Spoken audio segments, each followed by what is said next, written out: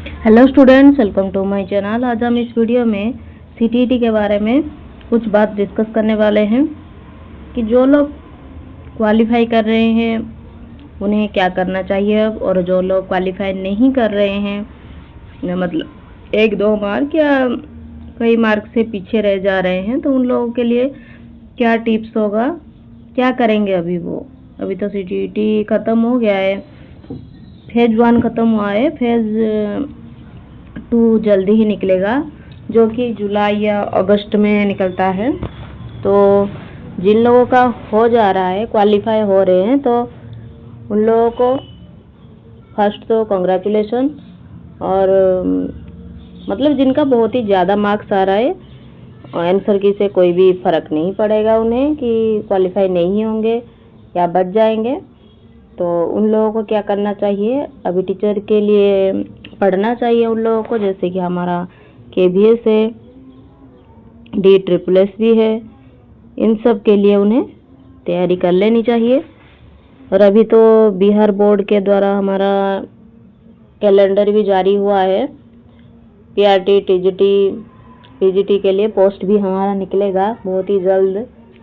तो जो लोगों का क्वालिफाई हो रहा है बहुत ही ज़्यादा मार्क्स से, उन लोगों का 100% श्योर है वो लोग क्वालिफाइड होंगे ही होंगे। तो उन लोगों के लिए मैं ये बताना चाहूँगी कि उनको आज से ही एग्ज़ाम के लिए प्रिपरेशन कर लेनी चाहिए, ज़्यादा समय ना गवाते हुए।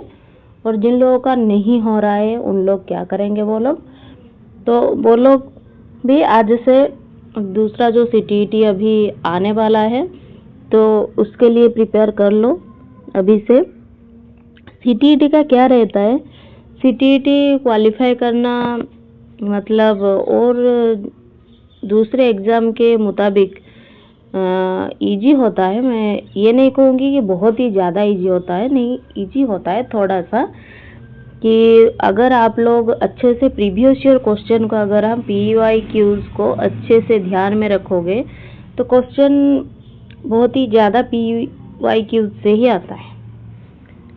तो ये तो हो गया, मतलब PYQs अगर किसी ने 5 साल 6 साल तक अच्छे से प्रैक्टिस कर लिया है, उनका स्कोर भी अच्छा आ रहा है, तो वो लोग सीटीईटी आसानी से क्वालिफाई कर लेंगे। तो आज से आप ये मान के चलो कि PYQs को सॉल्व करो।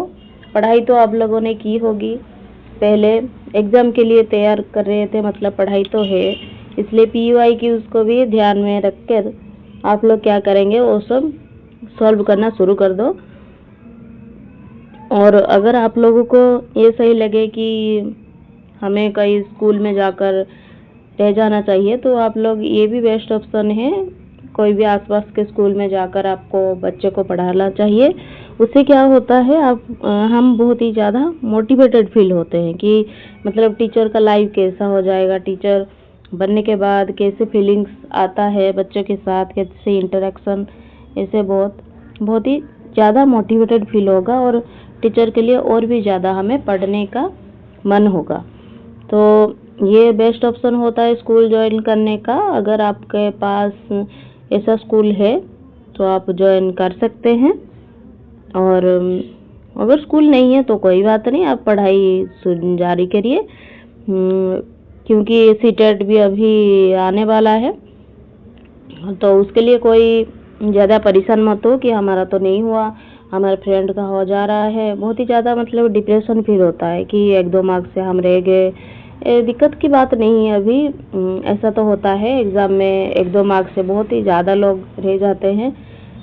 हम भी ऐसे दौर से गुजर चुके हैं कि हमारे भी एग्ज़ाम जब नहीं हो रहा था तब हमें भी बहुत ही ज़्यादा दुख होता था कि हमें 1 मार्क्स से हमने रह गए और थोड़ा ज़्यादा पढ़ाई करनी चाहिए थी तो हो जाता। ये क्वेश्चन हमने नोट पूछा था, हमने अच्छे से नहीं पढ़ा था। सीटेट का कैसा होता है, क्वेश्चन बहुत सारे होते हैं ऐसे जिसमें नोट पूछा जाता है और हम ज़्यादा ध्यान नहीं देते हैं और आंसर अटेम्प्ट करके आ जाते हैं कि नहीं ये तो सही होगा। मतलब आंसर भी ज़्यादा नहीं पढ़ते हैं हम कि क्या दिया है क्या नहीं। नोट हमेशा हमारे नज़रों के सामने से हट जाता है, हमें याद नहीं रहता और हम गलत मार्क कर टिक करके आ जाते हैं। तो सीटेट का एग्ज़ाम में ये होता है कि ध्यान देना चाहिए कि कहाँ पर क्वेश्चन पूछा क्या है, नोट पूछा है या बहुत सारे बच्चों का ऐसा होगा है मैंने तो मतलब ये सोच कर ये आंसर दिया था, वो इससे रिलेटेड था, लेकिन वहाँ पर तो नोट पूछा था। अगर मैं 4 ऑप्शन सही से पढ़ लेती तो मुझे मालूम पड़ जाता कि 3 उसमें सही थे और 1 गलत था। तो ये बहुत ही ज़्यादा दिक्कत होती है बच्चों को कि मैंने ऐसा कर दिया, वैसा कर दिया, मेरा तो 1 मार्क्स वहाँ पर कट गया, इसलिए मेरा नहीं हुआ। तो डिमोटिवेट होने की कोई ज़रूरत नहीं, ये गलती था और ये गलती को सुधारने का मौका भी हमें मिलेगा नेक्स्ट सीटेट में। तो अच्छे से तैयारी करो।